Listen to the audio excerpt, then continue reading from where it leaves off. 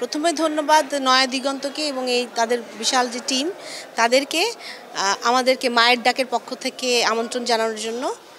আর নয়া দিগন্তর সাথে আমাদের সম্পর্কটা অনেক আগে থেকে, যখন থেকে এক যুগেরও বেশি ফ্যাসিস্ট রেজিমের সময় আমাদের যুদ্ধ আন্দোলন যখন আমরা সোচ্চার ছিলাম তখন থেকে।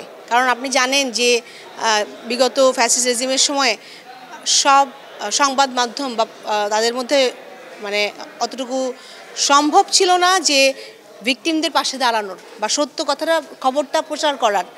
তো ওই ফ্রিডমটা তাদের ছিল না সত্য প্রচারের। কিন্তু যদি আমি হাতে গোনা কিছু সংবাদ পত্রিকাও ধরি, তার মধ্যে নয়া দিগন্ত একজন ছিলেন, যেই পত্রিকা আসলে ওই সময় আমাদের যে ক্যাম্পেইনগুলো হতো, যেটা হাসিনার রেজিমের সময় ফ্যাসিস্ট রেজিমের সময় মানববন্ধন করি আমরা বা প্রেস কনফারেন্স করি গুম হয়ে যাওয়া ব্যক্তিদের জন্য, যারা বিচার বিভূত হত্যার শিকার তাদের জন্য, ওই তথ্য ওই সংবাদগুলো তারা সাহস করে তুলে ধরতেন। তো সেই সাহসিকতার আসলে আমি অবশ্যই সাধুবাদ জানাই। এবং নয়া দিগন্তের বিগত সময়ে যেই সাহসের পরিচয় দিয়েছে, এই সামনের দিন, এখন তো জুলাই অভ্যুত্থানের পরে আমরা একটা পরবর্তী সুন্দর সময়ের মধ্যে দিয়ে যাচ্ছি, আমরা এখন কথা বলতে পারছি।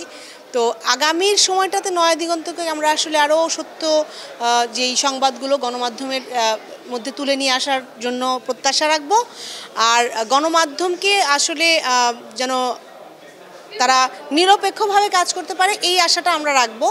এবং কোনোভাবেই কোনো কিছুতে যে তাদেরকে বাধাগ্রস্ত না করা হয় বা তাদেরকে প্রতিহত না করা যায়, যে একপাক্ষিক বা পক্ষপাত দুষ্টভাবে খবর বা সত্যটা প্রচারের ক্ষেত্রে। তো আর শুভকামনা যেন দেশে না আন্তর্জাতিক ক্ষেত্রেও নয়া দিগন্ত তাদের সম্মান অক্ষুণ্ণ রাখুক এবং অবিরত যেই বাংলাদেশের মানুষের জন্য যে সত্যের খবরগুলো নিয়ে আসছেন, সন্ধান নিয়ে আসছেন, সেভাবে কাজ করে যাবে ইনশাল্লাহ।